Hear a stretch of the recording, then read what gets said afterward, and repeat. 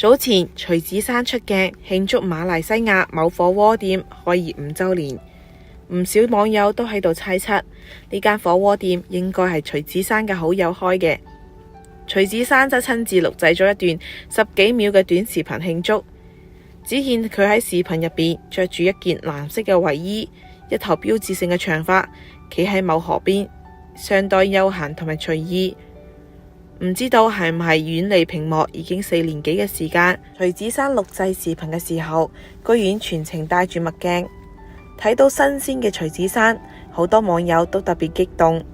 儘管佢戴住墨鏡，但係網友都表示滿足啦，因為喺視頻中徐子珊笑容燦爛，身材冇任何發福嘅跡象，狀態爆棚，星味濃。睇見佢喺遠離娛樂圈後依然咁開心，粉絲們都係好安心啦。其實喺上個月嘅時候，有網友就發現喺某社交媒體上，賬號入邊發佈咗2條同埋徐子珊同友人嘅合照。一開始好多人都以為係徐子珊註冊嘅新賬號，並紛紛添加關注。但係之後發現呢個賬號並非徐子珊本人註冊，而係佢嘅粉絲申請。因為其中有部分嘅內容提及咗影迷會群聊嘅消息。真相曝光之後，頓時令唔少網友都大感失望，因為其中好多網友都直呼實在係太掛住佢啦。睇港劇嘅小伙伴都應該知道，佢嘅退圈可以話係非常徹底。前花旦藝人女星徐子珊喺2019年宣布永久退出娛樂圈，並將香港嘅車房全部賣晒，自此就再冇公開露面，非常神秘。曾經佢覺得自己嘅人際關係有問題，性格都有缺陷，唔識得點樣自處，喺工作中迷失自我。2017年重返校園修讀心理學碩士，喺2019年獲得碩士名銜，並於同年12月宣布退出娛樂圈。徐子珊與香港小姐冠軍出道，喺演藝生涯中，佢飾演咗多種唔同嘅角色，如學警出擊嘅女警、甜言蜜語中嘅聽障女孩，更憑借《溏心風暴之家好月圓》中嘅出色演繹，入圍 TVB 台慶最佳女配角。角色多樣，為人正直，能當選港姐冠軍。徐子珊當然係漂亮嘅，但係都算唔上係一個大美人。佢嘅笑容好有親和力，有鄰家女孩嘅味道。唔少網友都喺度感嘆：事隔4年，你幾好嘛？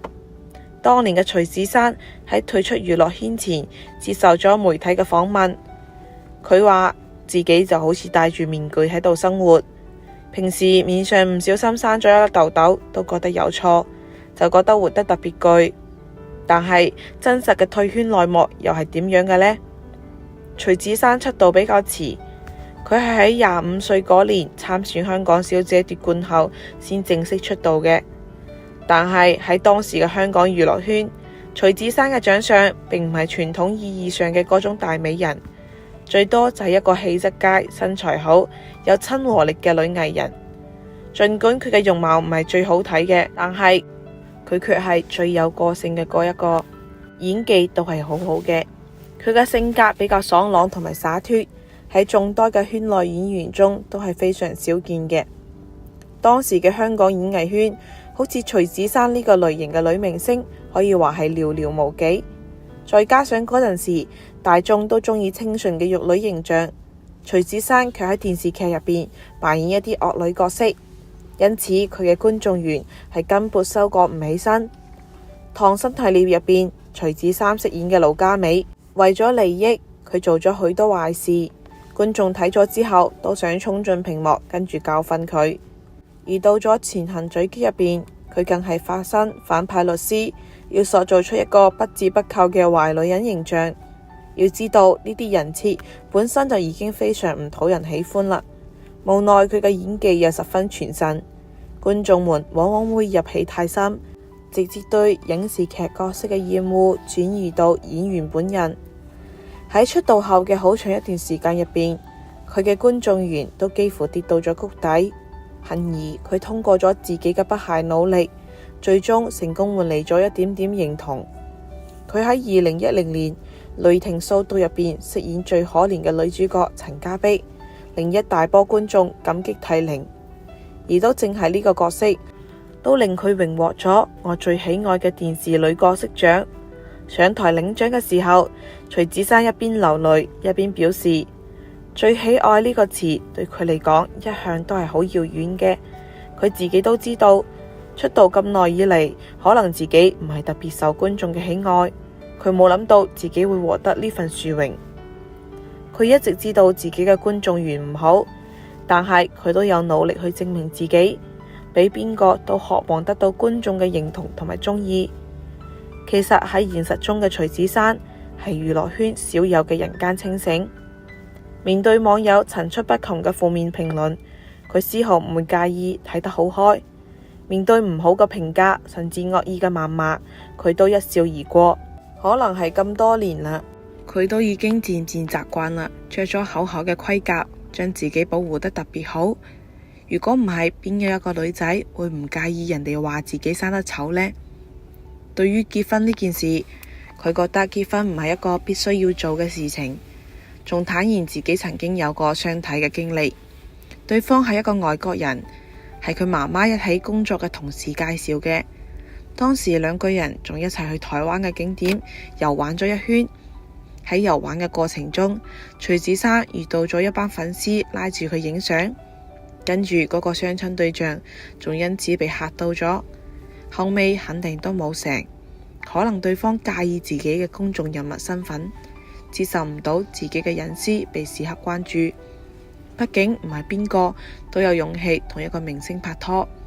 被問到生細路可能會有年齡制約，有冇考慮呢個嘅時候，佢覺得小朋友都係順其自然嘅，都唔係一定要出現喺自己嘅人生規劃入邊，係難得嘅人間清醒。呢種唔隨波逐流嘅個性，多少同埋複雜嘅娛樂圈有啲格格不入。於是喺2019年嘅時候，徐子珊宣布正式退出娛樂圈，之後仲註銷咗社交平台，唔再更新。就連曾經嘅搭檔都同佢斷咗聯繫。如今再返轉頭望一眼，發現徐子珊似乎真係生錯咗時代。要演技有演技，要辨識度有辨識度，放到而家嘅話，邊有可能唔受歡迎呢？最近佢喺坐地鐵出行嘅時候，仲俾網友偶遇，相當接地氣。據網友透露，自己係喺倫敦嘅地鐵站遇到徐子珊嘅，兩人仲對視咗幾秒。佢大讚徐子珊本人又高又靚，令佢一路上心跳加速。報道出嚟後，徐子珊校友喺留言區爆料，徐子珊係去英國讀博士，對方同自己同一間學校。